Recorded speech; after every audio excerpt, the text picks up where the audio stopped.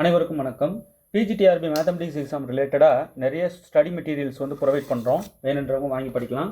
இந்த 2 ஹேண்ட்ரிட்டன் booklet initial ஸ்டேஜில் இருக்கிறவங்களுக்கு, இப்போ தான் சார் படிக்க ஸ்டார்ட் பண்ணுறன்றவங்க இந்த 2 ஹேண்ட்ரிட்டன் புக்லெட்டை முதல்ல படிச்சுட்டு தான் அந்த 3000 கொஸ்டின் டீட்டெயில் சொல்யூஷன் புக்லெட்டை கையிலேயே எடுக்கணும். புரியுதுங்களா? இது படிச்சிட்டிங்கன்னா ஒரு சப்ஜெக்ட் புரிதல் லைட்டாக உங்களுக்கு கிடச்சிரும். அதுக்கப்புறம் நீங்கள் அந்த புக்லெட்டை தொடும்போது நல்லா புரியும். நீங்கள் எடுத்தெடுப்பில் அந்த புக்லெட்டை கையில் எடுத்திங்கன்னா நல்லா ஸ்டாண்டர்டாக இருக்கும். நல்லா சப்ஜெக்ட் டெப்த் இருக்கிறவங்க அப்படி படிக்கும்போதே புரிஞ்சுக்குவாங்க அதை. பட் இனிஷியல் ஸ்டேஜ் இப்போ தான் சார் தொடவே போகிறோன்றவங்களுக்கு இந்த 2 ஹேண்ட்ரிட்டன் புக்லெட் முதல்ல கையில் எடுத்து இதெல்லாம் பார்த்துட்ட பிறகு ஒரு தெம்பு தரும். இதில் எல்லாமே இருக்குதுன்னு சொல்ல மாட்டேன், இது படிச்சுட்டா போதும்னு சொல்ல மாட்டேன். இது இனிஷியல் ஸ்டேஜில் இருக்கிறவங்களுக்கு கை கொடுக்குற ஒரு பெரிய டூல். இதை படித்து முடிச்சுட்டு அப்புறம் 3000 கொஸ்டின் டீட்டெயில் சொல்யூஷன் படித்து முடிச்சுட்டு அதுக்கப்புறம் ஏதாவது படிக்கிறதுக்குன்னு இருக்கா சார்னா வீடியோவை பாருங்கள். டெய்லி வீடியோஸ் அப்லோட் பண்ணிகிட்டே இருப்போம்.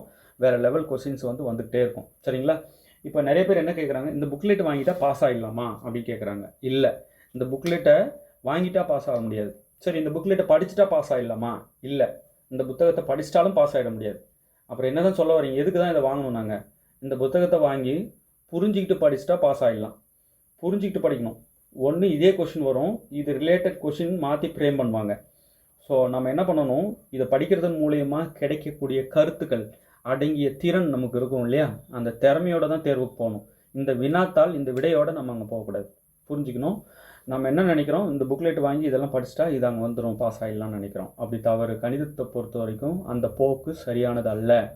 மற்ற பாடங்கள்லாம் கூட படித்த வினா அப்படியே விடை அங்கே போட்டுடலாம், அப்படி வந்துடும். டைரக்ட் கொஸ்டினே அப்படியே கேட்பாங்க, நம்ம சொல்லிடலாம். தகவல் எவ்வளோ சேகரிக்கிறோமோ மற்ற பாடங்கள் அப்படியே அதை கேட்பாங்க, நம்ம சொல்லிடலாம். ஆனால் கணிதம் அப்படி இல்லை.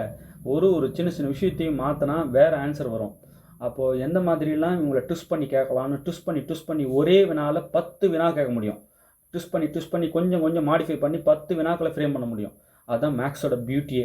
சொல்கிறது புரியுதுங்களா? அப்போ என்ன சொல்ல வரீங்க, பாட புரிதல் வேணுங்க. பாட புரிதலோடு உள்ள அந்த திறமை இருக்குல்ல, அந்த திறனோட தான் நம்ம தேர்வு அணுகணும். அதை விட்டுவிட்டு ஒரு 3000 கொஸ்டின் நான் படிச்சிட்டேன், அது அங்கே வந்துடும், நான் போகிறேன் அப்படின்னு போகக்கூடாது. அந்த 3000 கொஷின் மூலிமா உங்களுக்கு நாங்கள் சொல்ல வர மெசேஜ், நாங்கள் சொல்ல வந்த கருத்து, கணித கருத்துக்கள், அதை உள்ளே வாங்கி அசை போடணும்.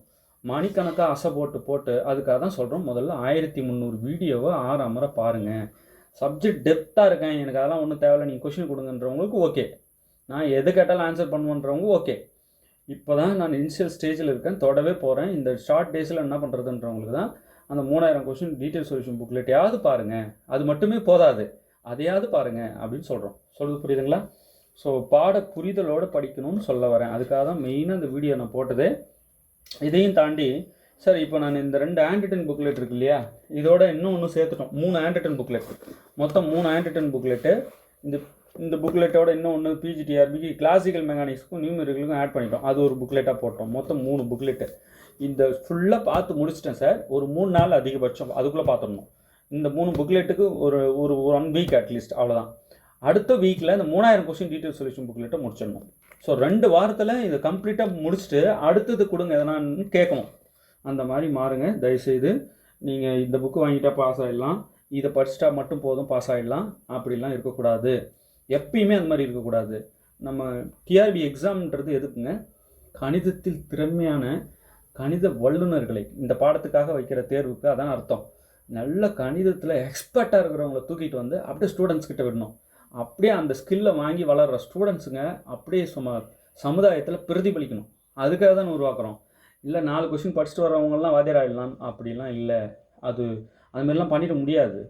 ஏன்னா பெரிய பெரிய ஜாம்பவான்கள்லாம் இருக்காங்க, கொஸ்டின் ஃப்ரேம் பண்ணாங்கன்னா ஒன்றுமே பண்ண முடியாது.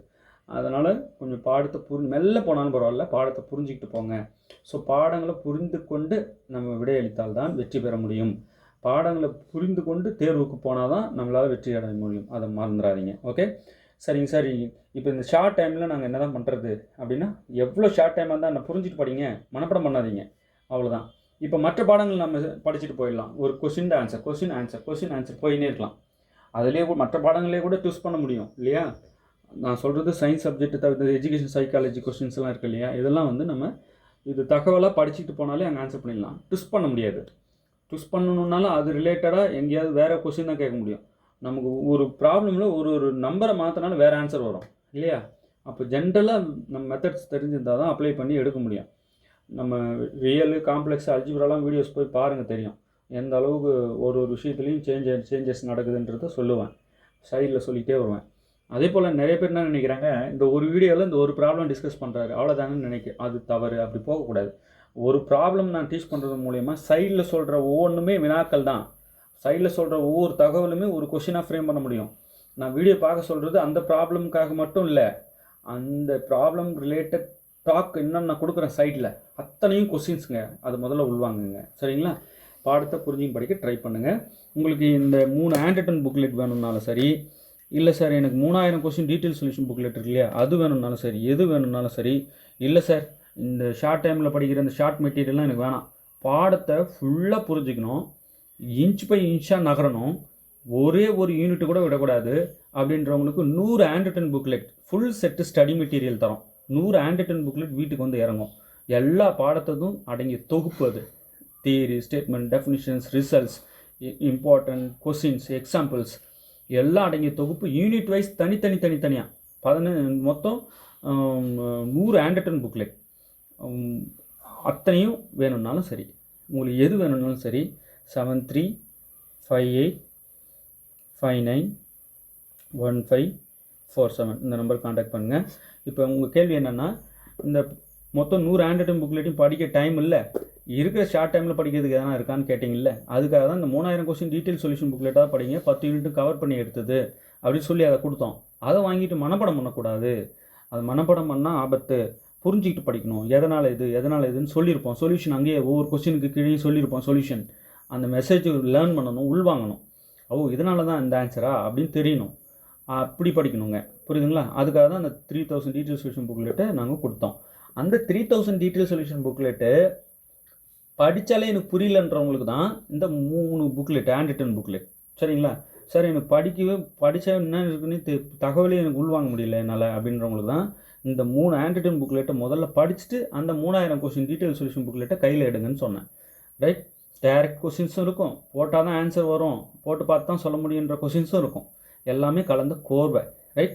இல்லை சார், இல்லை எங்களுக்கு ஃபுல் செட்டே கொடுத்துருங்க, நாங்கள் மெல்ல படித்தாலும் பரவாயில்ல, நாங்கள் அப்படி தான் படிக்கணும்னு ஆசைப்பட்றோம்னாலும் 100 ஹேண்ட் புக்லெட்டு யூனிட் வைஸ் தனித்தனி ஸ்டடி மெட்டீரியல் இருக்குது, வாங்கி படிங்க.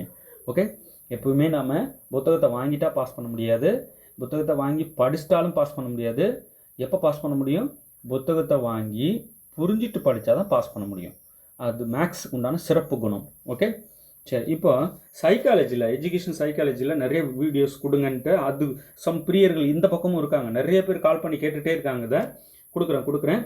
இன்னொன்று எல்லாருக்கும் சொல்கிறது, தயவுசெய்து சப்ஸ்கிரைபர்ஸ், தயவுசெய்து எவ்வளோ பெரிய ஜாம்பவானம் இருந்தாலும் மேக்ஸில் நீங்கள் தமிழ் எலிஜிபிலிட்டி டெஸ்ட் பாஸ் பண்ணால் தான் அடுத்து இதை வேல்யூவேஷனே தொடுவாங்க.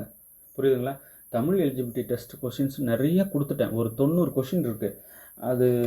அதோட நிறுத்திக்கிட்டிங்களான்னா இல்லை, அது ஒரு ஸ்பீடு எடுக்க போகிறேன். தமிழ் எலிஜிபிலிட்டி டெஸ்ட்டுக்குன்னு கொஞ்சம் ஸ்பீடு எடுக்க போகிறேன். அந்த தமிழ் எலிஜிபிலிட்டி டெஸ்ட் கொஷின்ஸு இந்த புக்லெட்டில் வச்சுருக்கேன். இந்த பிஜிடிஆர்பி 2025 இம்பார்ட்டன்ட் கொஸ்டின்ஸ் இருக்கு இல்லையா, அதில் ஒரு 90 கொஷின் வச்சுருக்கேன். இதோடைய இங்கேருந்து ஸ்டார்ட் ஆகுது. 90 கொஷின்ஸ் வச்சுருக்கேன். இந்த லாஸ்ட்டில் வச்சுருக்கேன். சார் இந்த 90 படிச்சிட்டா போதுமா அப்படின்றீங்களா? இல்லை, நான் 90ஓட நிறுத்தலையே. இப்போதைக்கு எமர்ஜென்சிக்கு 90 கொடுத்துருக்கேன். இப்போ அடுத்தடுத்து இன்னும் கொடுக்க போகிறேன். இது தமிழ் எலிஜிபிலிட்டி டெஸ்ட்டு ஒரு 500 கொஷின் இருந்தால் அப்படி இருக்கும், அப்படி ஆக்கிடலான் இருக்கேன். அது மாதிரி அதை பார்த்துட்டு போயிட்டு அது எலிஜிபிள் ஆகிட்டிங்கன்னா தான் உங்களுடைய மேக்ஸ் பேப்பரே தொடுவாங்க திருத்துறதுக்கு. அதை தயவு செய்து புரிஞ்சுக்கிங்க. எவ்வளோ பெரிய மேக்ஸ் ஜாம்பவானும் தமிழ் எலிஜிபிலிட்டி டெஸ்ட்டை விட்டிங்கன்னா ஒன்றும் பண்ண முடியாது. அதை கொஞ்சம் மைண்டில் வச்சுட்டு தமிழும் கொஞ்சம் படிங்க, விட்டுறாதீங்க. அதே போல் தான் கொஞ்சம் சைக்காலஜி பிரியர்கள் இருக்காங்க, அவங்களுக்காகவே இப்போ இந்த வீடியோ. ஓகே, இப்போது சார் இந்த சைக்காலஜி கொஸ்டின்ஸ்லாம் கொடுங்களேன், ஒரு 100-200 கொஸ்டினாவது வரட்டுமே, அப்புறம் தரேன். ரைட்? இல்லை நீங்கள் வீடியோ பார்த்து எழுதினே வந்துட்டு இது வேண்டாமே, அப்படியே எழுதிட்டே வந்துட்டு நீங்கும்போது நான் ஆன்சர் சொல்கிறேன் போது குறித்து வச்சுக்கிட்டா போதுமே. ரைட்? இது ஒரு ஸ்பீடில் இனிமேல் போக போகுது, கொஞ்சம் சப்போர்ட்டிவாக இருக்கும்.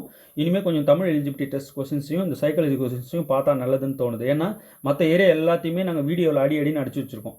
அந்த வீடியோ லிஸ்ட் எல்லாமே எனக்கு அனுப்பி வைங்கன்றவங்க இந்த நம்பருக்கு மெசேஜ் பண்ணுங்கள் வாட்ஸ்அப்பில். உங்களுக்கு எல்லா வீடியோஸும் ஃப்ரீயாகவே அனுப்பி வைக்கிறேன். ஓகே, வீடியோஸ் உங்களுக்கு ஃப்ரீயாகவே கிடச்சிரும். இப்போ இங்கே பாருங்கள், குழந்தைகளுக்கான நுண்ணறிவு அளவுகோலை வெளியிட்டவர் வெக்ஸ்லர். அப்படி படித்த மாத்திரத்தில் இதுக்கெலாம் ஆன்சர் சொல்கிறோம் பார்த்தீங்களா? இது வேறு, மேத்தமெட்டிக்ஸ் வேறு, ரெண்டுக்கும் வித்தியாசம் தெரியும்னு நினைக்கிறேன்.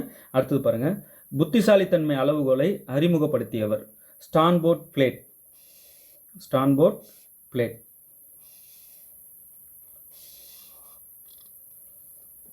அடுத்து பாருங்கள், வாசிப்பு குறைபாடு என்பது டிஸ்லெக்சியா. வாசிப்பு குறைபாடு என்பது டிஸ்லெக்சியா. அடுத்து பாருங்கள், எண்கள் மற்றும் கணித செயல்கள் புரிந்து கொள்ள சிரமம் ஏற்படும் சிறப்பு கற்றல் குறைபாடு டிஸ்கால்குலியா. டிஸ்கால்குலியா. எண்கள் மற்றும் கணித செயல்கள் புரிந்து கொள்ள சிரமம் ஏற்படும் சிறப்பு கற்றல் குறைபாடு டிஸ்கால்குலியா. அடுத்தது எழுத்துப்பிழை குறைபாடு எது? டிஸ்பிராக்சியா. டிஸ்பிராக்சியா. டிஸ்பிராஃபியா.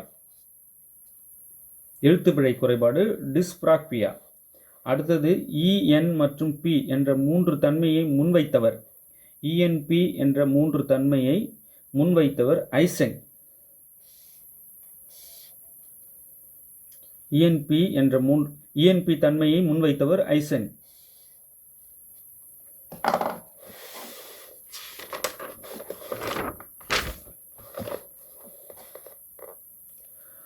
உடல் திரவங்களை அடிப்படையாக கொண்டு 4 மனநிலைகளை கூறியவர் யார்?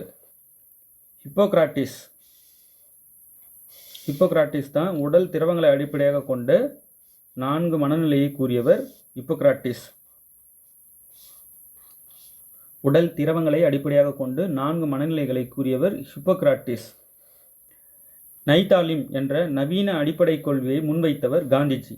நைதாலிம் அப்படின்னா என்ன? நவீன அடிப்படை கல்வி. அதை முன்வைத்தவர் காந்திஜி. அடுத்தது செயலின் மூலம் கற்றலை முன்மொழிந்தவர். செயலின் மூலம் கற்றலை முன்மொழிந்தவர் ஜான் டூயி. செயலின் மூலம் கற்றல் ஜான் டூயி. முதல் முன்தொடக்க பள்ளியை உருவாக்கியவர்.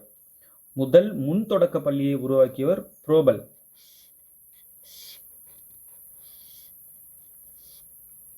முதல் முன்தொடக்க பள்ளியை உருவாக்கியவர் புரோபல். செயலின் மூலம் கற்றலை முன்மொழிந்தவர் ஜான் டூயி. செயல் வழி கற்றல் ஜான் டூயி.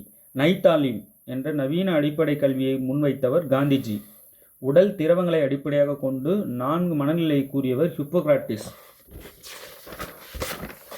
இஎன்பி என்ற 3 தன்மையை முன்வைத்தவர் ஐசென். எழுத்துப்பிழை குறைபாடு டிஸ்பிராஃபியா. எண்கள் மற்றும் கணித செயல்கள் புரிந்து கொள்ள சிரமம் ஏற்படும் சிறப்பு கற்றல் குறைபாடு டிஸ்கால்குலியா. வாசிப்பு குறைபாடு டிஸ்லெக்சியா. புத்திசாலித்தன்மை அளவுகோலை அறிமுகப்படுத்தியவர் ஸ்டான்போர்ட் பிளேட். Stanford plate.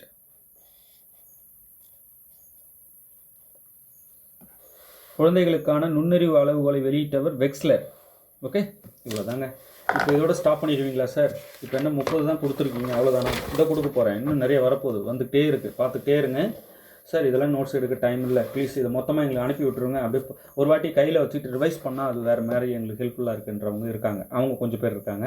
கண்டிப்பாக இன்னும் ஒரு 1 வீக்கில் பல்ச்சாக கொடுத்துட்றேன். சைக்காலஜிக்கும் தமிழ் எலிஜிபிலிட்டி டெஸ்ட்டுக்கும். ஓகே, தேர்வில் வெற்றி பெற வாழ்த்துக்கள். தேங்க்யூ.